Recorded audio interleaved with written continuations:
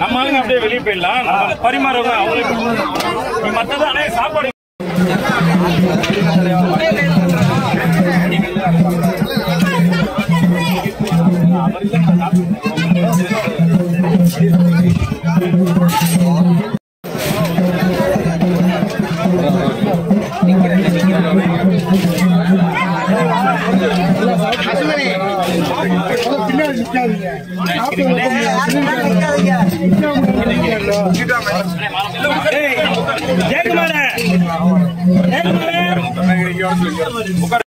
August 21 நம்ம சங்கத்தமிழ் மதுரையில சிங்கத்தமிழின் தளபதி வருகையால ஒரு மாபெரும் வரலாற்று சிறப்புமிக்க மாநாடு நடைபெற்றுச்சு.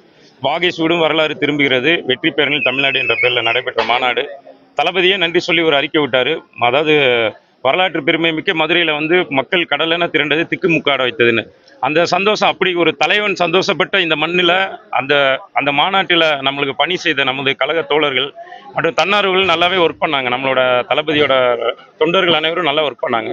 ஸோ தலைவரோட ஆணைக்கிணங்க நம்மளோட பொதுச்செயலாளர் அண்ணன் துஷியார் வழிகாட்டுதல்ல இன்னைக்கு நம்மளோட மதுரையில் காவல் தெய்வமாக இருக்குது. மதுரை மீனாட்சிப்பட்டினத்தில் நடந்ததுக்கு ஆத்தாவுக்கு நன்றி சொல்லிட்டோம்.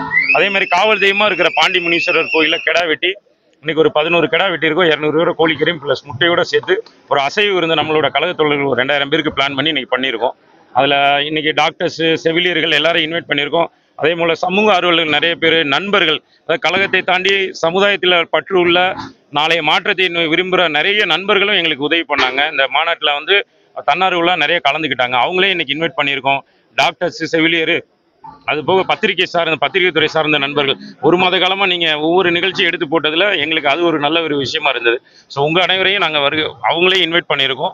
ஸோ எல்லாருமே இதில் கலந்துக்கிட்டு, அதாவது நம்மளோட வெற்றியை நம்ம விருந்து வச்சு கொண்டாடணுன்ற நோக்கத்தோடு இன்னைக்கு இந்த விருந்து ரெடி பண்ணியிருக்கோம். ஸோ எல்லாருக்கும் நன்றி. தேங்க்யூ.